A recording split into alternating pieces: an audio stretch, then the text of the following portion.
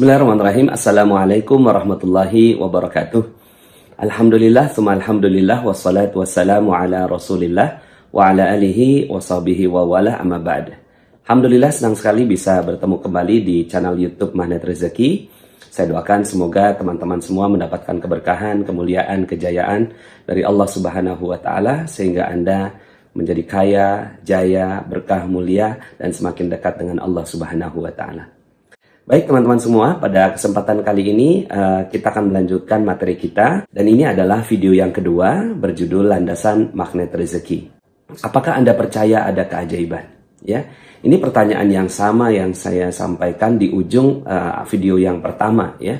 Kemudian ini juga yang ingin saya tanyakan kepada Anda semua. Apakah Anda percaya dengan keajaiban? Apakah ada keajaiban itu? Ya, apa sih keajaiban itu? Keajaiban itu adalah sesuatu yang sangat kita inginkan, yang bagus, yang sempurna, yang tiba-tiba datang pada kehidupan kita tanpa perhitungan, tanpa logika, tanpa penjelasan matematis gitu. Kemudian tiba-tiba dia datang pada kehidupan kita. Nah, sekarang pertanyaannya adalah, Anda percaya nggak kalau ada keajaiban pada kehidupan Anda? Karena magnet rezeki adalah sebuah ilmu yang berada di ranah keajaiban. Jika Anda percaya, maka Anda akan dapatkan keajaibannya. Dan sebaliknya. Ada satu pernyataan yang bagus sekali dari ilmuwan yang luar biasa terkenal, Albert Einstein. Beliau mengatakan bahwa ada dua pola hidup. Yang pertama adalah menganggap bahwa tidak ada keajaiban dalam kehidupan kita. Dan yang kedua adalah menganggap bahwa seluruh kehidupan adalah keajaiban. Dan Anda adalah benar. Saya pribadi memilih untuk percaya bahwa seluruh hidup adalah keajaiban dari Allah Subhanahu wa ta'ala. Anda menonton YouTube ini adalah keajaiban yang Allah Subhanahu wa ta'ala ciptakan untuk Anda. Ya, kita ada di tempat ini sekarang adalah sebagai sebuah keajaiban dari Allah. Nah, pertanyaan kedua yang ingin saya tanyakan kepada Anda adalah, untuk apa kisah-kisah ajaib di dalam Al-Quran?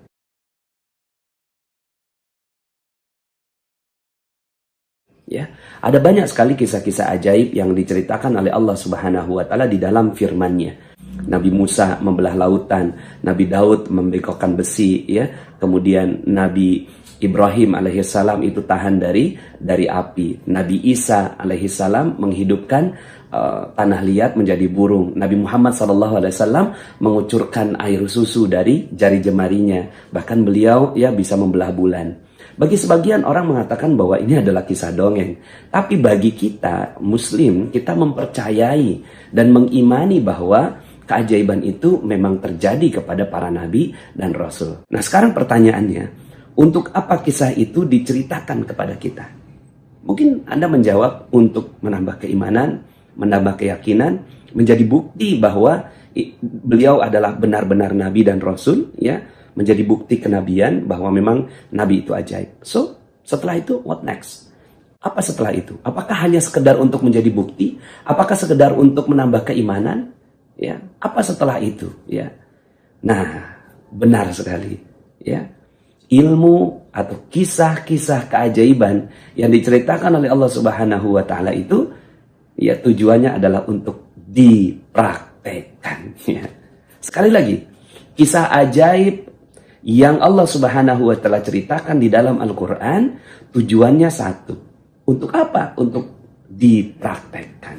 Untuk Anda semua yang menonton YouTube ini, ya, tujuannya juga sama, ya, untuk dipraktekkan, ya. Makanya saya sering berkelakar kepada peserta seminar, training dan camp yang saya adakan, ya.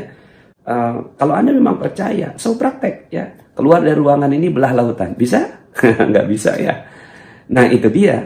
Dari awal kan tadi saya katakan bahwa keajaiban itu ada bagi mereka yang percaya. Kalau nggak percaya, emang nggak ada keajaiban.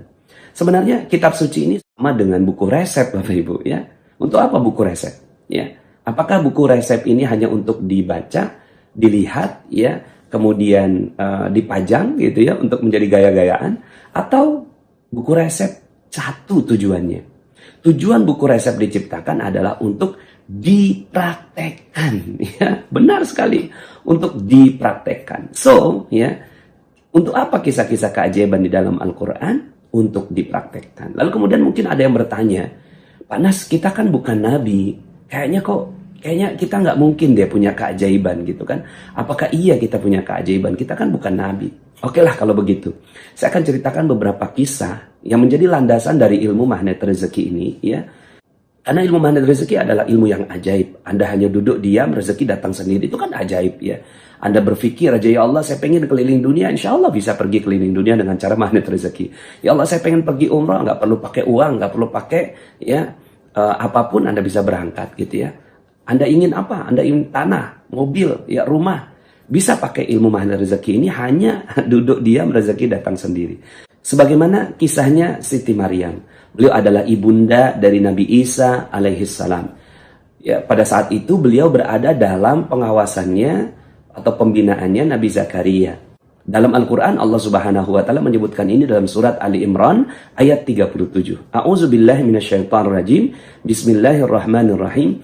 Fataqabbalaha rabbuha biqabulin hasanin wa anbataha nabatan hasanan wa kaffalaha Zakaria. Kullama dakhala 'alaiha Zakaria al-mihrab wajada 'indaha rizqa. Ya.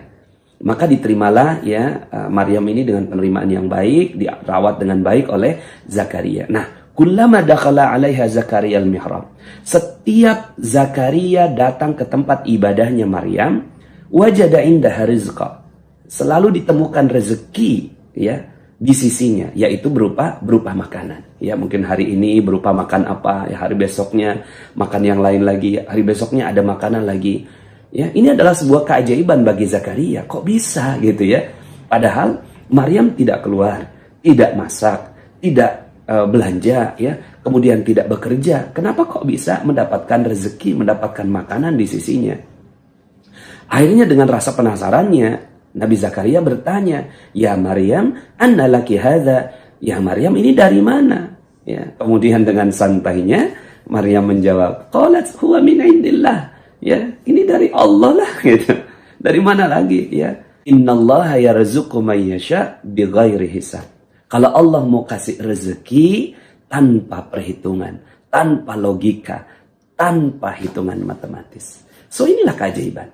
Ya, kemudian akhirnya ya singkat cerita Nabi Zakaria akhirnya belajar kepada Maryam, minta diajari. Kemudian akhirnya dalam ayat yang ke-38-nya, hunalika da'a Zakaria rabbah. Di sanalah akhirnya Zakaria juga mempraktekkan di dalam mihrabnya. Rabbi habli min ladunka dzurriyyatan thayyibah innaka sami'ud du'a. Yang diminta oleh Zakaria adalah meminta anak, ya. Padahal beliau sudah tua. Akhirnya dapatlah jawaban dari Allah Subhanahu wa Ta'ala, keajaibannya. Ya. Kemudian pada saat itu Zakaria masih belum percaya. Ya Allah, apa mungkin saya ini sudah tua, ya, sudah sangat tua, sementara istri saya mandul. Ya. Kemudian akhirnya dapatlah anak bernama Yahya.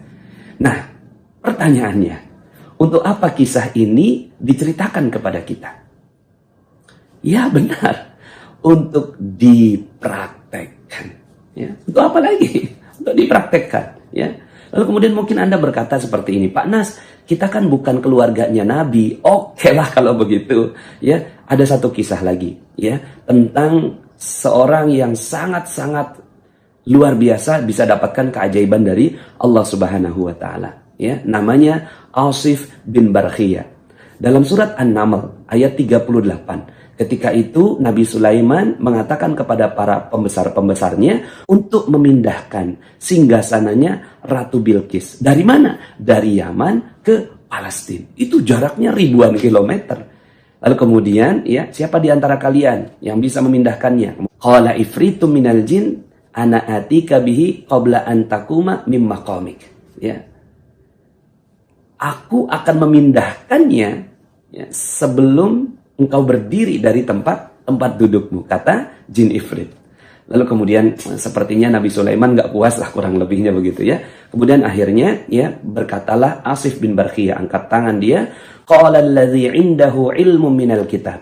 Berkatalah seorang yang mendapatkan ilmu dari Alkitab, ya. Ana atika bihi qabla ayyartadda ilaika tarfuk. Ya. Aku akan memindahkannya sebelum matamu berkedip. Tring, langsung pindah.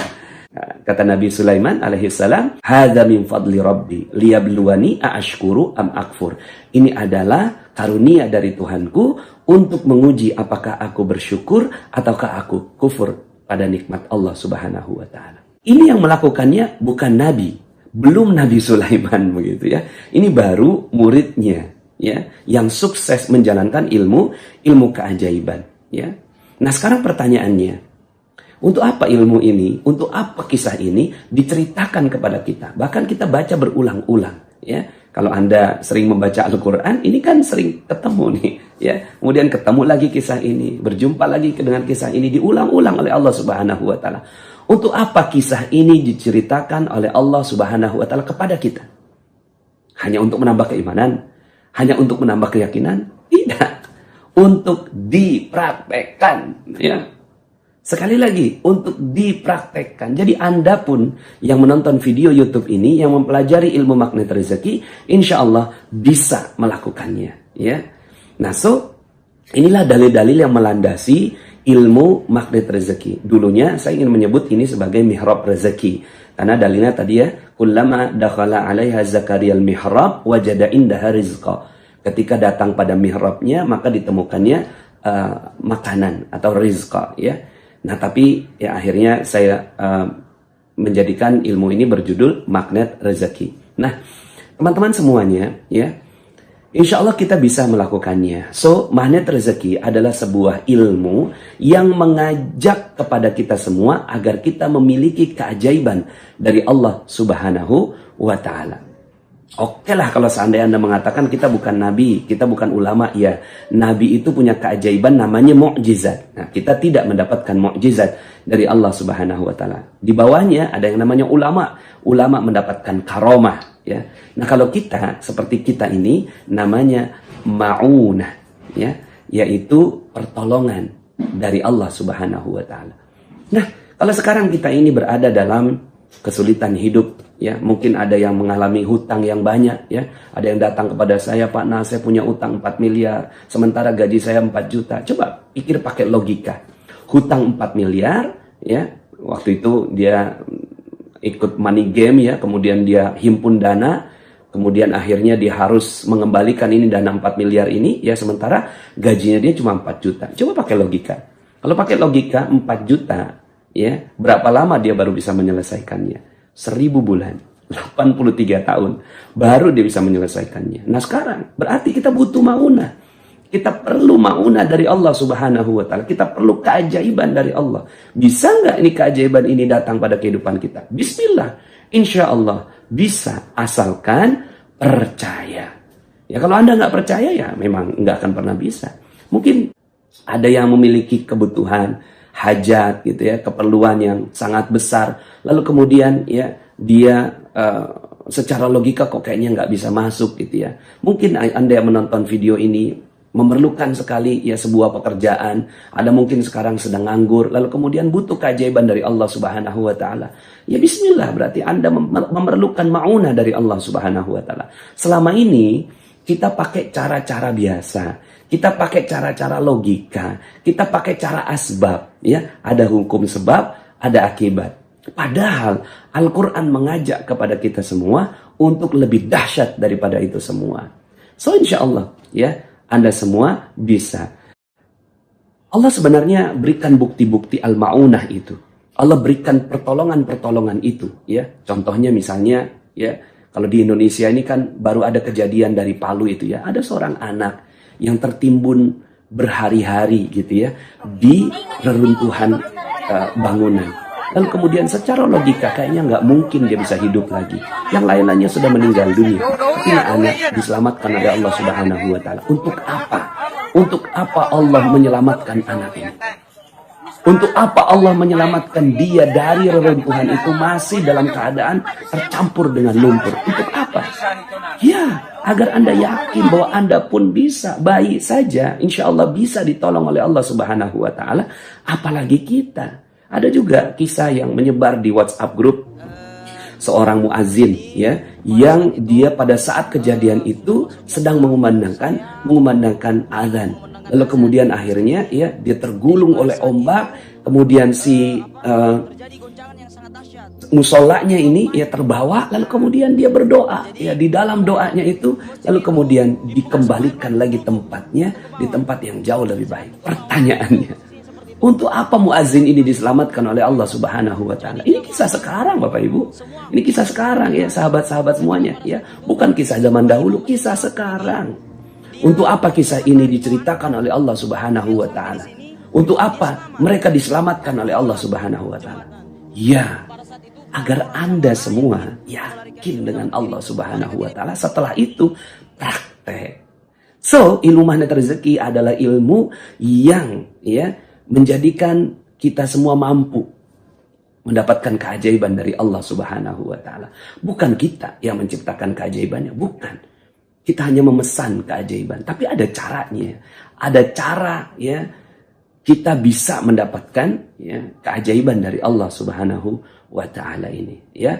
So, kita akan lanjut dalam video berikutnya ya. Kalau Anda udah nggak sabar lagi menunggu penjelasan saya dalam YouTube, silahkan Anda ke Telegram yang ada di deskripsi di bawah ya, dan silahkan juga ajak teman-teman Anda untuk gabung di channel YouTube ini. Mungkin ada teman-teman Anda yang sedang mengalami kondisi yang sedang memerlukan bantuan dari Allah Subhanahu wa taala.